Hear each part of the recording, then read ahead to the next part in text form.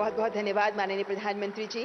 देश के युवा आज आपको सुनने को आतुर है माननीय प्रधानमंत्री जी। आपसे सादर अनुनय करती हूँ, कृपया अपने प्रेरणादायक वचनों द्वारा हमारा मार्गदर्शन करें। माननीय प्रधानमंत्री जी।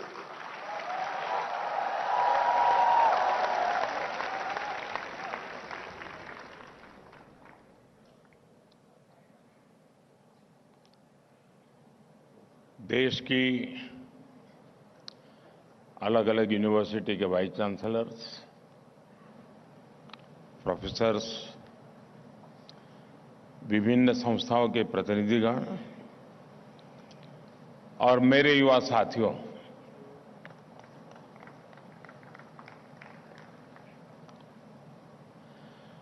आज जितने लोग ये भारत मंडपम में हैं,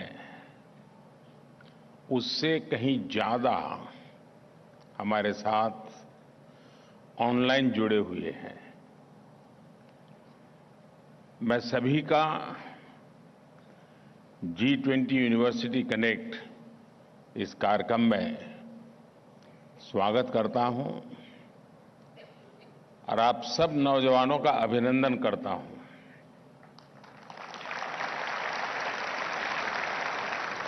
फ्रेंड्स, आज से 2 सप्ताह पूर्व इसी भारत मंडपम में गजब की हलचल थी।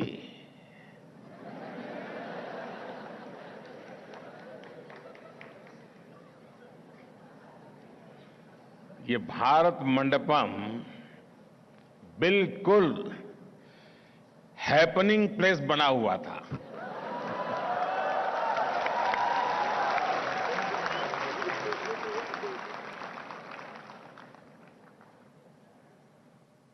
और मुझे खुशी है कि आज उसी भारत मंडपम में मेरा भावी भारत मौजूद है।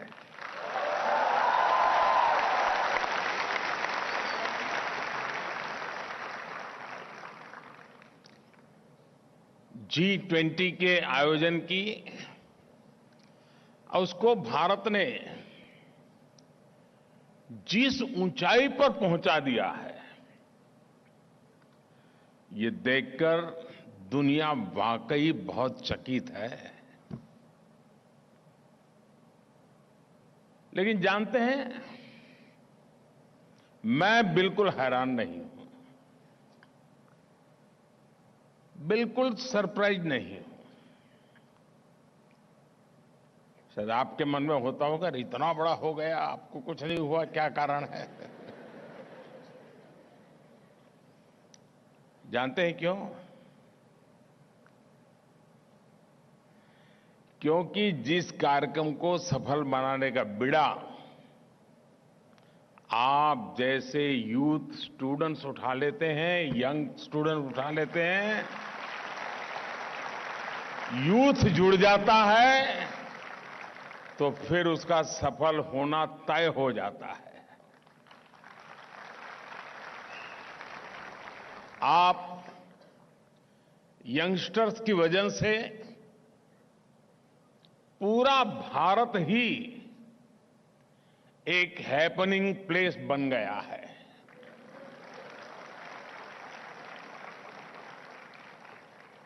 और ये कितना हैपनिंग है, ये हम पिछले 30 दिनों को ही देखें तो साफ साफ नजर आता है। और जब मैं 30 दिन की बात करता हूं ना, आप भी साथ साथ जरा अपने 30 दिन को जरा जोड़ते चलना। बीते हुए 30 दिन, आपकी यूनिवर्सिटी के 30 दिन भी याद कर लेना, और देश में और भी लोगों के पराक्रम 30 दिन में हुए, वो भी याद कर लेना। मैं आपको, क्योंकि मेरे नौजवान साथियों आपके सामने मैं आज आया हूं, तो मैं भी अपना रिपोर्ट कार्ड आपको दे रहा हूं।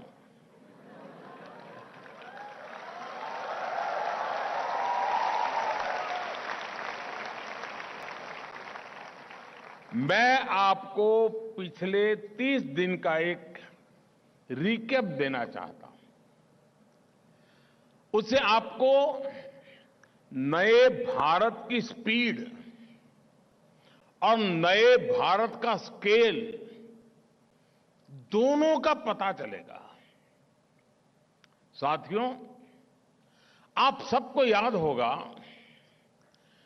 23 अगस्त का वो दिन जब हार्ट बीट गले तक आ रही थी।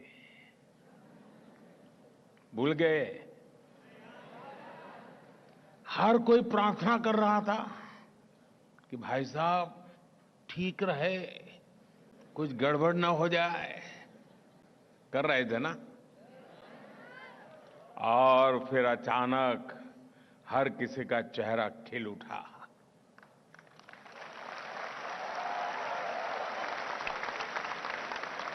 पूरी दुनिया ने भारत की आवाज सुनी, India is on the moon.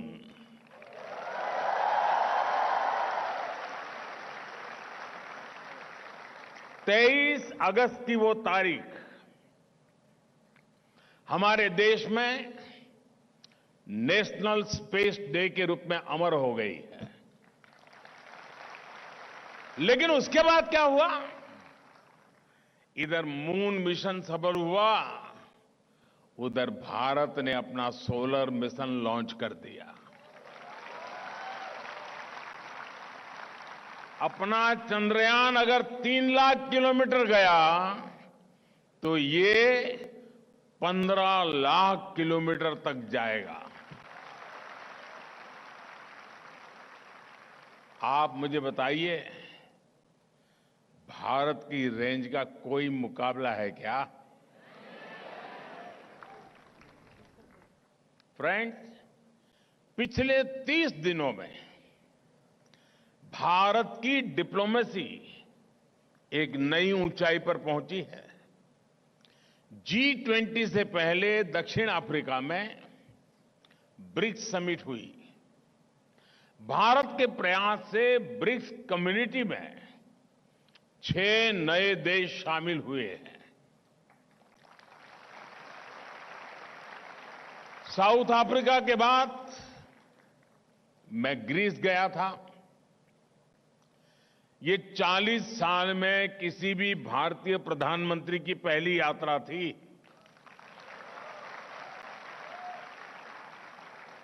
और जितने भी अच्छे काम है ना, वो करने के लिए आपने मुझे ही बिठाया है।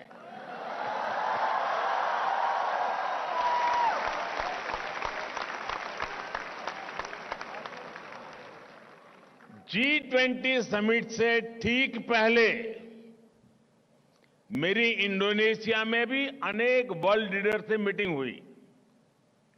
इसके बाद G20 में इसी भारत मंडप में दुनिया के लिए बड़े बड़े फैसले लिए गए। आज के पोलराइज इंटरनेशनल एटमॉस्फेयर में इतने सारे देशों को एक साथ एक मंच पर लाना छोटा काम नहीं है दोस्तों।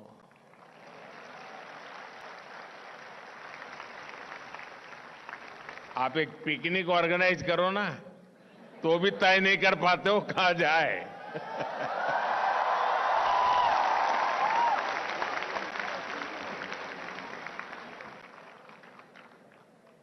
हमारे न्यू दिल्ली डिक्लेरेशन को लेकर 100% सहमति तो इंटरनेशनल हेडलाइन बनी हुई है। इस दौरान भारत ने अनेक इंपॉर्टेंट इनिशिएटिव्स और फैसलों को लीड किया।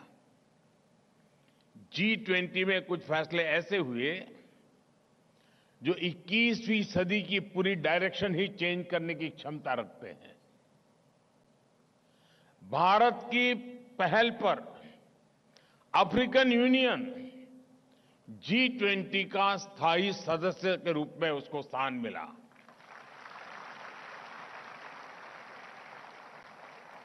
ग्लोबल बायोफ्यूल्स अलायंस का नेतृत्व भी भारत ने किया। G20 समिट में ही हम सभी ने मिलकर India middle east Europe corridor बनाने का भी फैसला लिया है।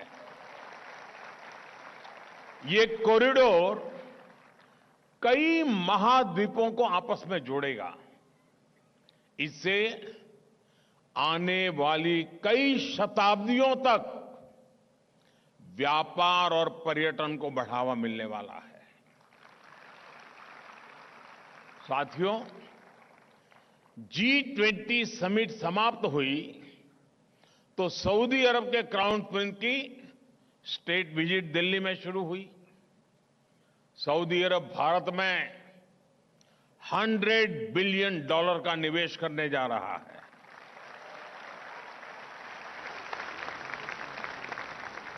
और मैं जो कथा सुना रहा हूं ना, ये 30 दिन की बता रहा हूं, फिर ऐसा नहीं यार ये तो इतना सारा। बीते 30 दिनों में ही भारत के प्राइम मिनिस्टर के रूप में मेरी कुल 85 वर्ल्ड लीडर से मीटिंग हुई है।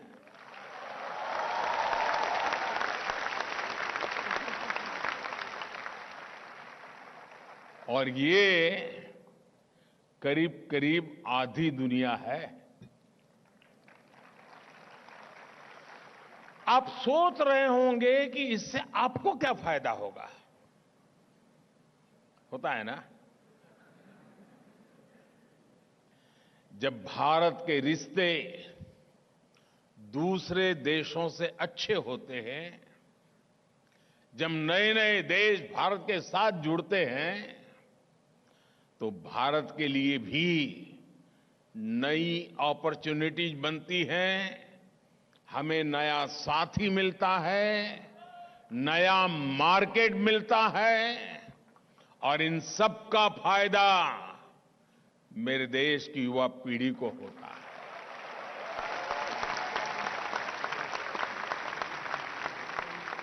साथियों, आप सब सोच रहे होंगे कि पिछले 30 दिन का रिपोर्ट कार्ड देते हुए मैं सिर्फ स्पेस साइंस और ग्लोबल रिलेशंस की बात कर रहा रहूंगा क्या? यही काम किया कि मैंने 30 दिन में? ऐसा नहीं है। पिछले 30 दिनों में SC, ST, OBC के लिए, गरीबों और मिडिल क्लास के लिए, उनको एम्पावर करने के लिए भी कई कदम उठाए गए। 17 सितंबर को विश्वकर्मा जयंती पर PM विश्वकर्मा योजना लॉन्च की गई। ये योजना हमारे शिल्पकारों, कुशल कारीगरों, पारंपरिक काम से जुड़े साथियों के लिए है। रोजगार मेला लगाकर बीते 30 दिन में 1 लाख से ज्यादा नौजवानों को केंद्र सरकार में गवर्नमेंट जॉब दी गई है। जब से ये कार्यक्रम शुरू हुआ है, 6 लाख से ज्यादा युवक युवतियों को नियुक्ति पत्र दिए गए हैं। इन्हीं 30 दिनों में आपने देश के नए संसद भवन में पहले संसद सत्र को भी देखा है। देश के नए संसद भवन में पहला विधेयक पास हुआ जिसने पूरे देश को गर्व से भर दिया है। संसद ने नारी शक्ति वंदन अधिनियम के द्वारा विमेन लेड डेवलपमेंट के महत्व को सहर्ष स्वीकार किया। साथियों, बीते 30 दिनों में ही देश में इलेक्ट्रिक मोबिलिटी के विस्तार के लिए एक और बड़ा निर्णय हुआ। हमारी सरकार ने बैटरी एनर्जी स्टोरेज सिस्टम को एम्पावर करने की दिशा में एक महत्वपूर्ण योजना को स्वीकृति दी है। कुछ दिनों पहले द्वारका में अशोक भूमि इंटरनेशनल कन्वेंशन सेंटर को हमने राष्ट्र को समर्पित किया है। युवाओं को स्पोर्ट्स में अधिक अवसर मिले, इसके लिए मैंने वाराणसी में इंटरनेशनल क्रिकेट स्टेडियम का भी शिलान्यास किया। 2 दिन पहले मैंने 9 वंदे भारत ट्रेन्स को हरी झंडी दिखाई। एक दिन में एक साथ इतनी आधुनिक ट्रेनें शुरू होना भी हमारी स्पीड और स्केल का प्रमाण है। पेट्रोकेमिकल सेक्टर में भारत की आत्मनिर्भरता को बढ़ाने के लिए एक और बड़ा कदम इन 3 दिनों में हमने उठाया है। मध्य प्रदेश में स्थित एक रिफाइनरी में पेट्रोकेमिकल कॉम्प्लेक्स का शिलान्यास किया गया है। मध्य प्रदेश में ही रिन्यूएबल एनर्जी, आईटी पार्क, एक मेगा इंडस्ट्रियल पार्क और 6 नए औद्योगिक क्षेत्रों पर काम शुरू हुआ है। ये जितने भी काम मैंने गिनाए हैं, इनका सीधा संबंध युवाओं की स्किल से है, युवाओं के लिए जॉब क्रिएशन से है। ये लिस्ट इतनी लंबी है कि पूरा समय इसी में बीत जाएगा। ये 30 दिन का मेरा हिसाब मैं दे रहा था आपको। अब आपने अपना हिसाब लगाया क्या? आप ज्यादा से ज्यादा कहेंगे 2 मूवी देखी।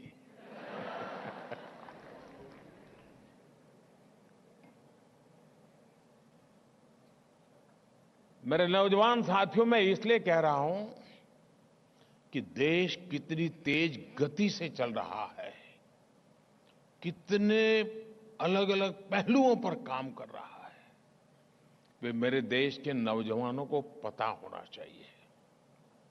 साथियों, युवा वहीं पर आगे बढ़ते हैं जहां ऑप्टिमिज्म, अपॉर्चुनिटीज और ओपननेस होती है। जिस तरीके से आज भारत आगे बढ़ रहा है, उसमें आपके उड़ने के लिए पूरा आसमान खुला है। दोस्तों, मैं आपसे यही कहूंगा, बड़ा सोचें, थिंक बिग। ऐसा कुछ नहीं है जिसे आप हासिल नहीं कर सकते। ऐसी कोई उपलब्धि नहीं है जिसे हासिल करने में देश आपका साथ नहीं देगा। आप किसी भी अवसर को मामूली ना समझें, बल्कि उस अवसर को एक नया बेंचमार्क बनाने के बारे में सोचें। हमने G20 को भी इसी अप्रोच से इतना भव्य और इतना विराट बनाया। हम भी G20 प्रेसिडेंसी को सिर्फ डिप्लोमेटिक और दिल्ली सेंट्रिक अफेयर बना सकते थे, लेकिन भारत ने इसे पीपल ड्रिवन नेशनल मूवमेंट बना दिया। भारत की डायवर्सिटी, डेमोग्राफी, डेमोक्रेसी की ताकत ने G20 को नई ऊंचाई पर पहुंचा दिया। G20 की 200 से ज्यादा बैठकें हुई, 60 शहरों में इनका आयोजन हुआ। G20 की गतिविधियों में 1.5 करोड़ से ज्यादा नागरिकों ने अपना योगदान दिया। टियर 2 और टियर 3 शहरों ने भी, जहां पहले किसी इंटरनेशनल इवेंट का आयोजन नहीं हुआ था, उन्होंने भी शानदार ताकत दिखा दी। और मैं आज इस कार्यक्रम में G20 के लिए अपने यूथ की विशेष तौर पर सराहना करूंगा।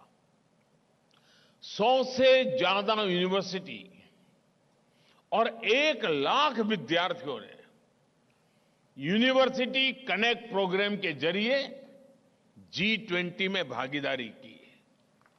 सरकार ने G20 को स्कूल्स, हायर एजुकेशन और अनेक इंस्टीट्यूशंस और स्किल डेवलपमेंट इंस्टीट्यूट में 5 करोड़ से ज्यादा स्टूडेंट्स तक पहुंचाया।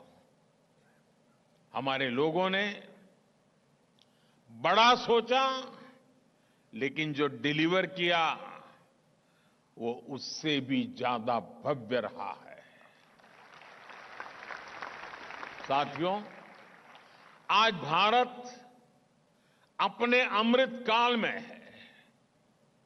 ये अमृत काल आप जैसी अमृत पीढ़ी का ही काल है। 2047 में हम देश की आजादी के 100 वर्ष पूरे करेंगे। वो हमारे लिए एक ऐतिहासिक क्षण होगा। 2047 तक का कालखंड वही समय है जिसमें आप युवा भी अपने भविष्य का निर्माण करेंगे। यानी अगले 25 साल जितने आपकी जिंदगी में महत्वपूर्ण है, उतने ही देश के जीवन में महत्वपूर्ण है। इसलिए एक ऐसा समय है जिसमें देश के विकास के कई फैक्टर्स एक साथ जुड़ गए हैं। इस तरह का समय न इतिहास में पहले कभी आया, न भविष्य में आने का अवसर मिलेगा। यानी न भूतो न भविष्यति। आज हम दुनिया की सबसे तेज गति से बढ़ने वाली अर्थव्यवस्था है। पता है ना? नहीं मालूम? मालूम है? रिकॉर्ड कम समय में हम 10वें नंबर की अर्थव्यवस्था से 5वीं सबसे बड़ी अर्थव्यवस्था बन गए।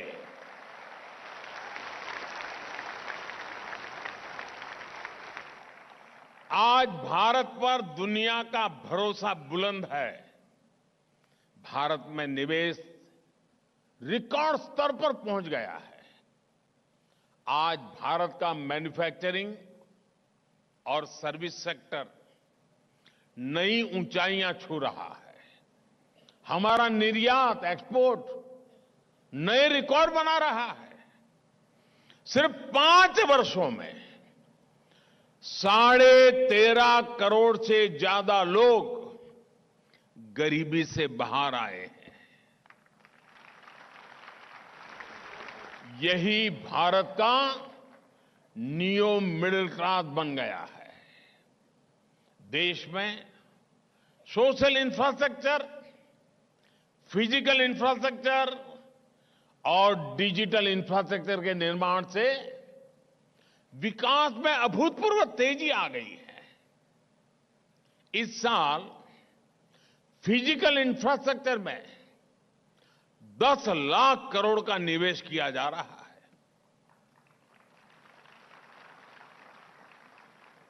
और इस तरह का निवेश साल दर साल बढ़ता ही जा रहा है। आप कल्पना कीजिए कि इसका कितना बड़ा प्रभाव हमारी अर्थव्यवस्था पर पड़ेगा और कितने नए अवसर तैयार होंगे। साथियों, आप जैसे युवाओं के लिए ये अवसरों का दौर है। साल 2020 के बाद करीब 5 करोड़ साथी ईपीएफओ पेरोल से जुड़े हैं। इनमें से लगभग 3.5 करोड़ लोग ऐसे हैं जो पहली बार ईपीएफओ के दायरे में आए हैं। पहली फॉर्मल जॉब्स उन्हें मिली है। इसका मतलब ये है कि आप जैसे युवाओं के लिए फॉर्मल जॉब्स के मौके भारत में लगातार बढ़ रहे हैं। 2014 से पहले हमारे देश में 100 से भी कम स्टार्टअप्स थे। कितने कितने मैं इसलिए बुला रहा हूं क्योंकि क्लास में हम लोग ऐसे ही पढ़ते हैं ना। कितने स्टार्टअप 2014 के पहले? कितने? आज इनकी संख्या 1 लाख को भी पार कर गई है।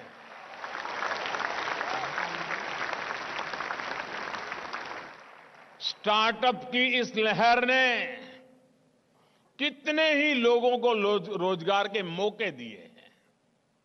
आज भारत दुनिया का दूसरा सबसे बड़ा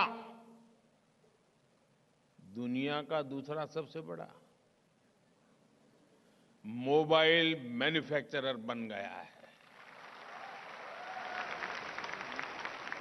हम मोबाइल फोन्स के इंपोर्टर से आज एक्सपोर्टर बन गए हैं। इसके कारण भी बड़ी संख्या में नौकरियों के अवसर बने हैं। डिफेंस मैन्युफैक्चरिंग के क्षेत्र में भी बीते कुछ वर्षों में बड़ा विकास हुआ है। 2014 की तुलना में डिफेंस एक्सपोर्ट करीब 23 गुना बढ़ा है।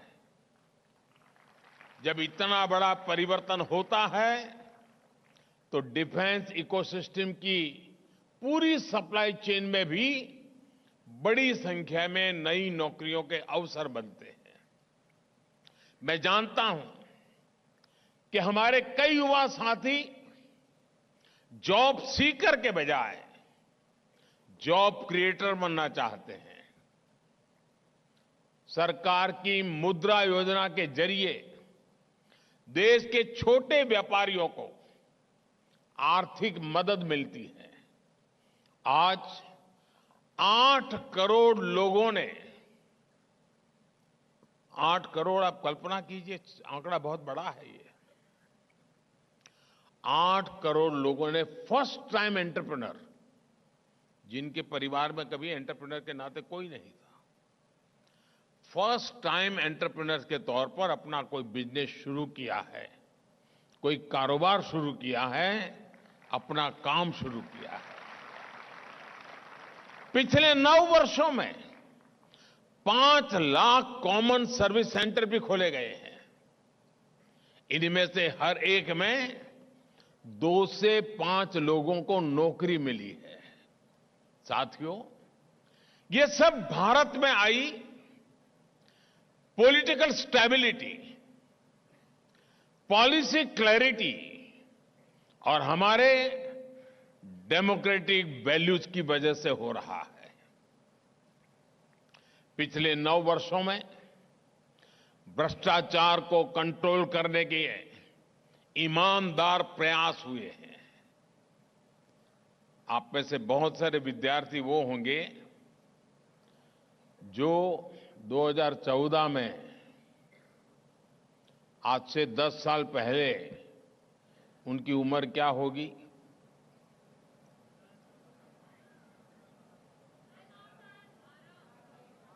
कोई 10, कोई 12, कोई 14। तो उस समय उनको पता ही नहीं होगा कि हेडलाइन अखबार में क्या आती थी।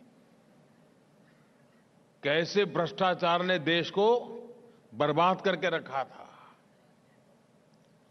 साथियों, आज मैं बड़ा गर्व से कह सकता हूं, बिचौलियों और लीकेज को रोकने के लिए नए टेक्नोलॉजी आधारित सिस्टम हमने बनाए हैं। कई तरह के रिफॉर्म्स लाकर और दलालों को सिस्टम से बाहर कर एक पारदर्शी व्यवस्था बनाई गई है। बेईमानों को सजा और ईमानदारी को सम्मान दिया जा रहा है। मैं हैरान हूं, आजकल मुझ पर एक आरोप क्या है कि मोदी लोगों को जेल में डालता है। अब मुझे बताइए भाई, देश का माल चोरी किया है तो कहां रहेंगे? कहां रहना चाहिए? ढूंढ ढूंढ करके भेजना चाहिए कि नहीं भेजना चाहिए? जो काम आप चाहते हैं वही मैं कर रहा हूं ना। कुछ लोग बड़े परेशान हैं। साथियों, विकास की यात्रा को जारी रखने के लिए क्लीन, क्लियर और स्टेबल गवर्नेंस बहुत जरूरी है। अगर आपने निश्चय कर लिया तो 2047 तक भारत को एक विकसित, समावेशी और आत्मनिर्भर देश बनने से कोई नहीं रोक सकता।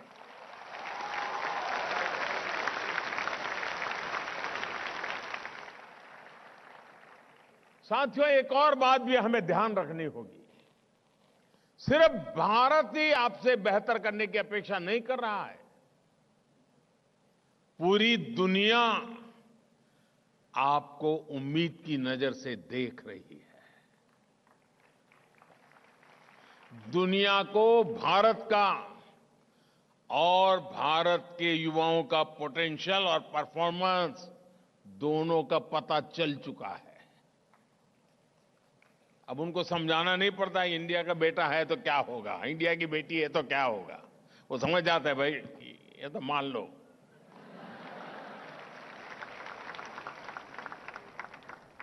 दुनिया की प्रगति के लिए भारत की प्रगति और भारत के युवाओं की प्रगति बहुत आवश्यक है। मैं निश्चिंत होकर देश को असंभव लगने वाली गारंटियां दे पाता हूं, तो उसकी वजह से आप देशवासियों का उसके पीछे जो ताकत है ना, वो आप मेरे साथियों का सामर्थ्य है। मैं उन गारंटियों को पूरा कर पाता हूं तो उसके पीछे भी आप जैसे युवाओं का सामर्थ्य होता है। मैं दुनिया के मंचों पर जोरदार तरीके से भारत की बात रख पाता हूं तो उसकी प्रेरणा भी मेरी युवा शक्ति है। इसलिए भारत का युवा मेरी असली ताकत है। मेरा पूरा सामर्थ्य उसी में है और मैं आपको विश्वास दिलाता हूं कि मैं आपके बेहतर भविष्य के लिए, आपके बेहतर भविष्य के लिए दिन रात परिश्रम करूंगा।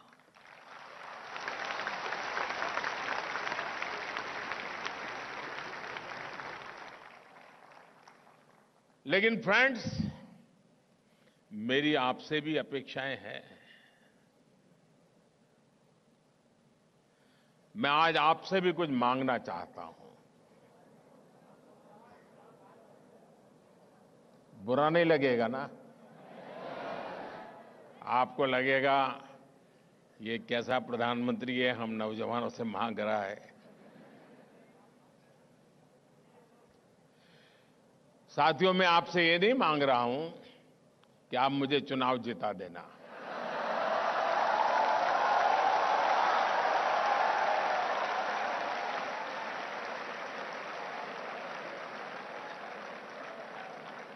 साथियों, मैं आपसे ये भी नहीं कहूंगा कि मेरी पार्टी में आप शामिल हो जाइए।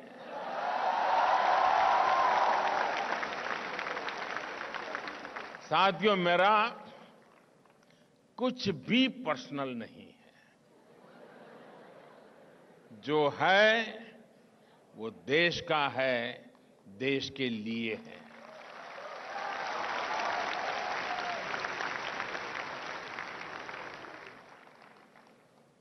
और इसलिए मैं आज आपसे कुछ मांग रहा हूं, देश के लिए मांग रहा हूं। स्वच्छ भारत अभियान को सफल बनाने में आप युवाओं की बहुत बड़ी भूमिका रही है।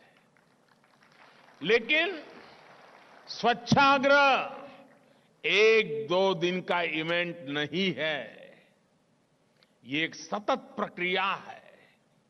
इसे हमें आदत बनाना पड़ रहा है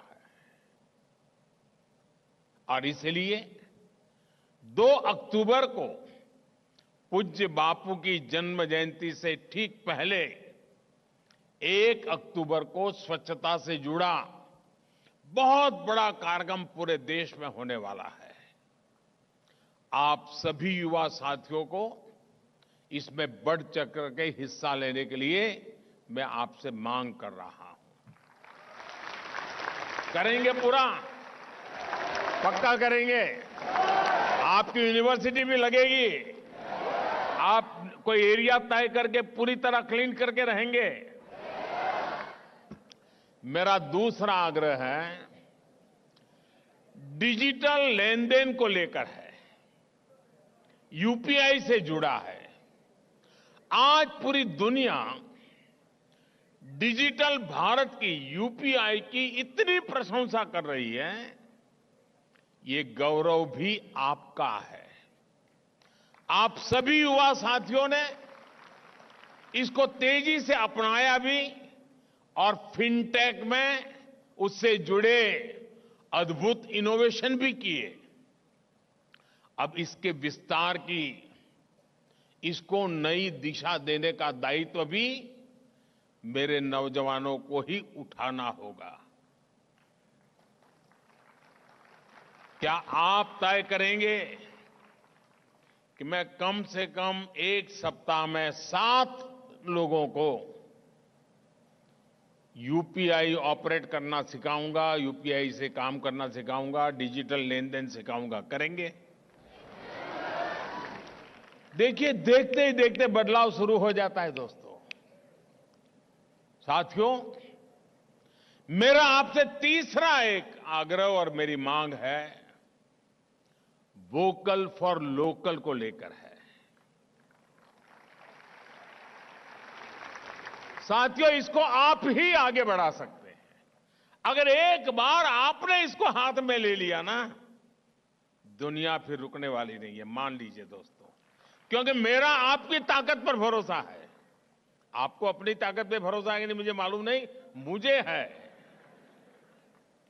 देखिए, ये समय त्योहारों का है। आप प्रयास करें कि त्योहारों में गिफ्ट देने के लिए जो भी आप खरीदारी करें, वो मेड इन इंडिया हो।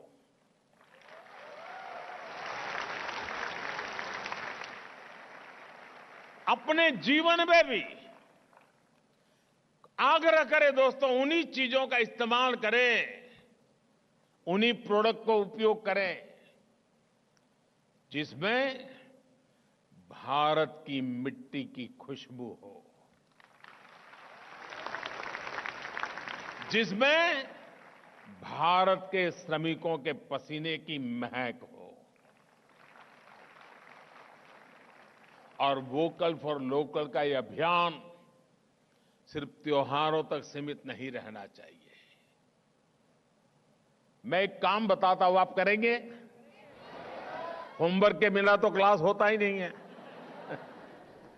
करेंगे? कुछ लोग तो बोलते ही नहीं है।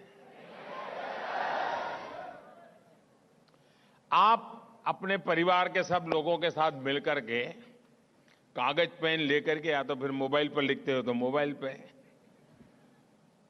सूची बनाइए कि आपके घर में जिन चीजों का आप उपयोग करते हैं, 24 घंटे में जिन जिन चीजों का आप उपयोग करते हैं, उसमें कितनी हमारे देश की हैं और कितनी बाहर की है। बनाएंगे सूची? आपको पता भी नहीं होगा कि आपके जेब में जो कंगा है ना, कंगी, वो भी कभी विदेशी आ गई होगी, पता नहीं होगा। ऐसी ऐसी चीजें विदेशी हमारे घर में, हमारे जीवन में घुस गई हैं। देश को बचाने के लिए बहुत जरूरी है दोस्तों। हां, कुछ चीजें ऐसी हैं जो हमारे देश में जैसी चाहिए वैसी नहीं है, ठीक है। लेकिन हम आग्रह से देखें कि भाई जरा तला से तो कहीं गलती तो नहीं हो रही है। एक बार मेरे देश में बनी हुई चीजें मैं खरीदना शुरू करूंगा ना, तो आप देखना दोस्तों, हम इतनी तेजी से हमारा उद्योग व्यापार बढ़ेगा जिसकी आप कल्पना नहीं कर सकते। छोटा छोटा काम भी बड़े बड़े सपने पूरे करता है। साथियों, हमारे कैंपस भी वोकल फॉर लोकल के बहुत बड़े सेंटर हो सकते हैं। हमारे कैंपस सिर्फ पढ़ाई के नहीं बल्कि फैशन के भी सेंटर होते हैं। क्यों? अच्छा नहीं लगा? कोई डे मनाते होते तभी होता है क्या? है आज रोज डे है।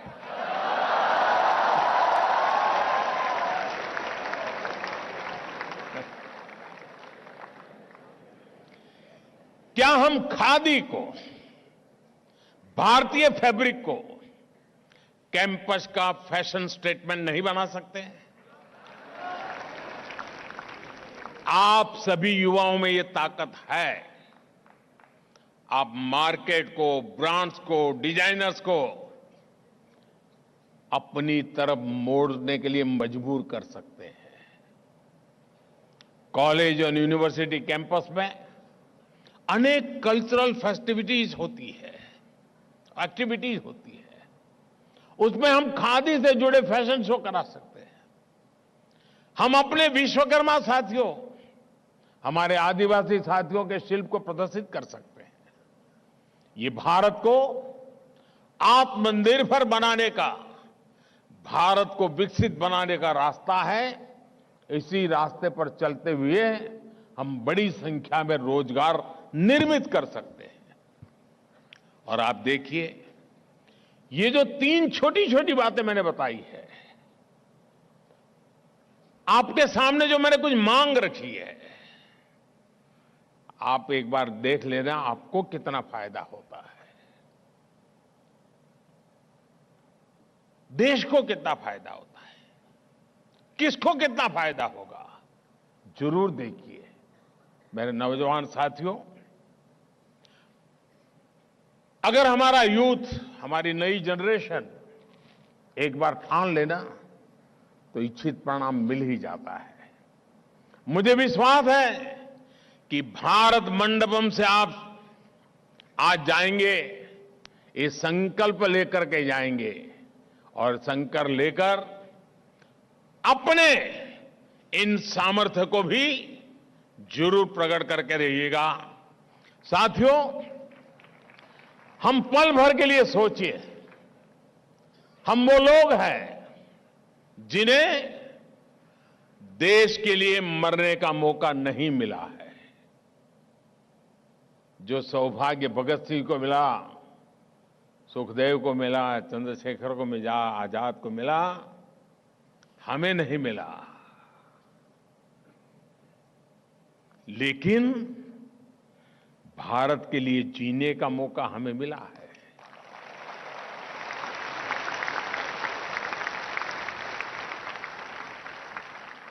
आज से 100 साल पहले की तरफ नजर करिए। 1920, 22, 23, 25, 30 का कल्पना कीजिए आप। उस समय का जो नौजवान था, उसने ठान लिया था कि मैं देश को आजाद कराने के लिए जो कुछ भी कर सकता हूं मैं करूंगा, जो मार्ग मिलेगा मैं करूंगा। और उस समय के नौजवान चल पड़े थे, किताबें अलमारी में रख दी थी, जेलों में जाना पसंद किया था, फांसी के तख्त पर चढ़ना पसंद किया था। जो राह मिली उस राह पर चल दिए थे। 100 साल पहले जो पराक्रम की पराकाष्ठा हुई, त्याग और तपस्या का माहौल बना, मातृभूमि के लिए जीने मरने का इरादा मजबूत हुआ, देखते ही देखते 25 साल में देश आजाद हो गया। हुआ कि नहीं दोस्तों? उनके पुरुषार्थ हुआ कि नहीं हुआ? अगर उस 25 साल के राष्ट्रव्यापी जो सामर्थ्य पैदा हुआ, उसने 1947 में देश को स्वराज्य दिया। साथियों, मेरे साथ चल पड़ो, आओ, मैं आपको निमंत्रण देता हूं। 25 साल हमारे सामने है। 100 साल पहले जो हुआ था हम एक बार वो स्वराज्य के लिए चले थे, हम समृद्धि के लिए चल पड़े। 25 साल में इस देश को समृद्ध बना करके रहेंगे। उसके लिए मुझे जो करना पड़ेगा, मैं पीछे नहीं हटूंगा। आत्मनिर्भर भारत समृद्धि के द्वार खोलता है दोस्तों। आत्मनिर्भर भारत स्वाभिमान को नई ऊंचाई पर पहुंचाता है। उस संकल्प को लेकर के चलिए, आइए हम मिलकर के एक समृद्ध भारत का संकल्प पूरा करें। 2047 में हम डेवलप कंट्री होने चाहिए।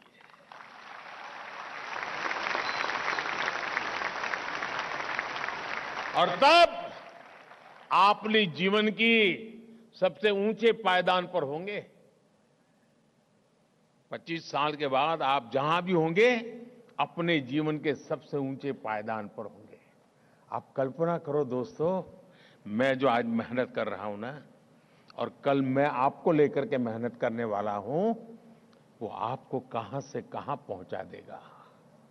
आपके सपने साकार होने में कोई रोक नहीं कर सकता है दोस्तों। और मैं आपको गारंटी देता हूं दोस्तों, भारत को दुनिया की 3 टॉप इकोनॉमी में मैं ला करके रखूंगा।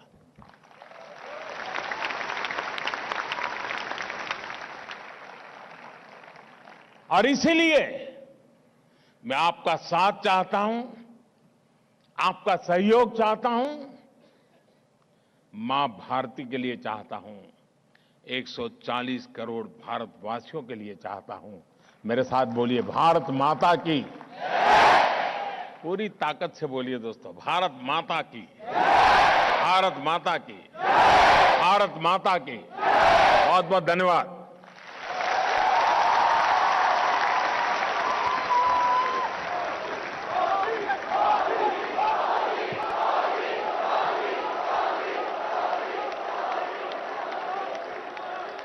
बहुत बहुत धन्यवाद माननीय प्रधानमंत्री जी, आपके प्रेरणादायक शब्दों के लिए हार्दिक आभार।